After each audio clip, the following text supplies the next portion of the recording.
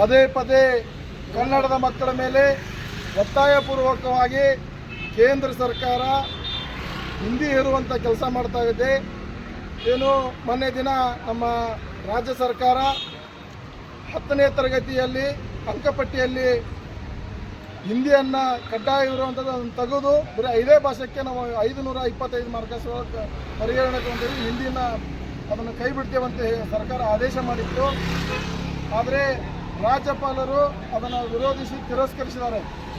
ರಾಜ್ಯಪಾಲರೇ ನಿಮ್ಮ ರಾಜ್ಯ, ನೀವು ಯಾವ ರಾಜ್ಯದಲ್ಲಿ ಬಂದಿರಲ್ಲ ಅದೇ ರಾಜ್ಯದಾಗ ಇವತ್ತು ದ್ವಿತೀಯ ಭಾಷೆಯಾಗಿ ಒಂದು ಇಂಗ್ಲೀಷು ಒಂದು ಹಿಂದಿ ಇದೆ.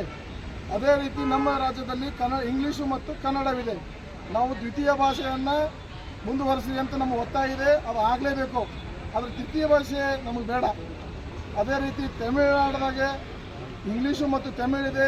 ಪಕ್ಕದ ರಾಜ್ಯ ಆದಂಥ ಆಂಧ್ರದಲ್ಲಿ ತೆಲುಗು ಮತ್ತು ಇಂಗ್ಲೀಷ್ ಇದೆ. ಮಹಾರಾಷ್ಟ್ರದಲ್ಲಿ ಹಿಂದಿ, ಮರಾಠಿ ಮತ್ತು ಇಂಗ್ಲೀಷ್ ಇದೆ. ಅವನ್ನೆಲ್ಲ ಬಿಟ್ಟು ಈ ರಾಜ್ಯದ ಮೇಲೆ ಕನ್ನಡಿಗರ ಮೇಲೆ ನಿಮ್ದು ಯಾಕ್ರಿಪ್ಪ ಅದು ವಿಶೇಷವಾಗಿ ಅದನ್ನು ಬಿಟ್ಟು ಕೇಂದ್ರ ಸರ್ಕಾರ ಅದು ಈ ಕೂಡಲೇ ಅದನ್ನು ಪರಿಗಣನೆ ತಗೊಂಡು ಇಲ್ಲಿ ಇಂಗ್ಲೀಷು ಮತ್ತು ಹಿಂದಿ ದ್ವಿತೀಯ ಭಾಷೆಯನ್ನು ಕಡ್ಡಾಯವಾಗಿ ಪಾಲನೆ ಮಾಡಲೇಬೇಕು. ಅದನ್ನು ಬಿಟ್ಟು ರಾಜ್ಯಪಾಲರು ಕೇಂದ್ರ ಸರ್ಕಾರದ ಕೈಗೊಂಬೆಯಾಗಿ ಆಡೋದನ್ನು ನಿಲ್ಲಿಸಿ ಇದನ್ನು ರಾಜ್ಯ ಸರ್ಕಾರ ಏನು ಆದೇಶ ಮಾಡೈತಿ ಆ ಆದೇಶನ ಇವರು ಎತ್ತಿ ಹಿಡಿದು ಅದನ್ನು ಸಂಪೂರ್ಣವಾಗಿ ಪೂರ್ಣಗೊಳಿಸ್ಬೇಕಂತೇಳಿ ಕೇಳ್ಕೊತೇವೆ ನಾವು. ನಮ್ಮ ಹೆಸರು ಸಾಗರ್ ಗಾಯಕ್ವಾಡ್, ಧಾರವಾಡ ಜಿಲ್ಲಾಧ್ಯಕ್ಷ. ಎಲ್ಲರಿಗೂ ನಮಸ್ಕಾರ. ರಾಜ್ಯಪಾಲರು ಏನು ಹಿಂದಿ ಭಾಷೆ ನಮ್ಮ ಮೇಲೆ ಒತ್ತಡವಾಗಿ ನಮ್ಮ ಮಕ್ಕಳ ಮೇಲೆ ಒತ್ತಾಯಪೂರ್ವಕವಾಗಿ ಹೇರ್ತಾ ಇದ್ದಾರಲ್ಲ, ಇದಕ್ಕೆ ಎಲ್ಲ ಕನ್ನಡಿಗರ ವಿರೋಧ ಇದೆ. ಇನ್ನೊಂದು ಏನಂತ ಹೇಳಕ್ಕೆ ಇಷ್ಟಪಡ್ತೀನಿ ಅಂದ್ರೆ ಸರ, ನಮ್ಮ ಕನ್ನಡದಲ್ಲಿ ದುಡಿಯೋಕೆ ಏನು ಬಂದಾರಲ್ಲ ಅವರು ಹಿಂದಿ ಮಾತಾಡ್ತಿರ್ತಾರೆ. ನಾವು ಕನ್ನಡದವರಾಗಿ ಏನು ಮಾಡ್ತೀವಿ, ನಮ್ಮ ಭಾಷೆ ನಾವು ಮಾತಾಡೋಂಗಿಲ್ಲ, ಅವ್ರ ಭಾಷೆ ನಾವು ಮಾತಾಡ್ತೀವಿ. ಅದಕ್ಕೆ ಅವ್ರು ಏನು ಹೆಚ್ಕೊಂಡಾರ. ಈಗ ಯಾರಿಗಾದ್ರೂ ನಾನು ಹೇಳೋದು ಇಷ್ಟಪಡ್ತೀನಿ, ಕನ್ನಡಿಗರು ಏನು ಮಾಡ್ರಿ, ದುಡಿಯೋಕೆ ಬಂದವ್ರು ಏನು ಮಾಡ್ಬೇಕು, ಮುಚ್ಕೊಂಡು ಕನ್ನಡ ಕಲಿಬೇಕು, ಇಲ್ಲ ನಮ್ಮ ರಾಜ್ಯದಿಂದ ಹೋಗ್ಬೇಕು.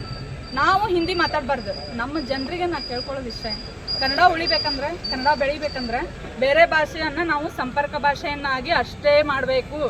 ಬೇರೆದವ್ರ ಜೊತೆ ಸಂಪರ್ಕ ಸಾಧಿಸಕ ಅಷ್ಟೇ. ನಮ್ಮದು ಯಾವತ್ತೂ ಆದ್ಯತೆ ಎದಕ್ಕಿರಬೇಕು, ಕನ್ನಡಕ್ಕಿರಬೇಕು. ಕನ್ನಡ ಮಾತಾಡ್ರಿ ದಯವಿಟ್ಟು. ನಮ್ಮ ರಾಜ್ಯದೊಳಗೆ ಕನ್ನಡ ಉಳಿಬೇಕಂದ್ರೆ ಇವ್ರೇನು ದುಡ್ಕೊಂಡು ತಿನ್ನಕ್ಕೆ ಬಂದಾರಲ್ಲ, ಬಿಹಾರಿಗಳಾಯ್ತು, ಹಿಂದಿ ವಾಲಗಳಾಯ್ತು, ಅವರು ನಾವೇನು ಕೇಳ್ತಾರ ತಮ್ಮ ಭಾಷೆನ ನಮ್ಮ ಮೇಲೆ ಹೆರಕ್ಕೆ ಒತ್ತಾಯ ಮಾಡ್ತಾರೆ. ಅದ್ರಾಗ ನಾವೇನು ಮಾಡ್ತೀವಿ, ಭಯ ಪಾನಿಪುರಿ ದೇದವ್ ಅಂತೀವಿ. ಅದಲ್ಲ, ನಮ್ಮ ಭಾಷೆ ಏನು ಕನ್ನಡ.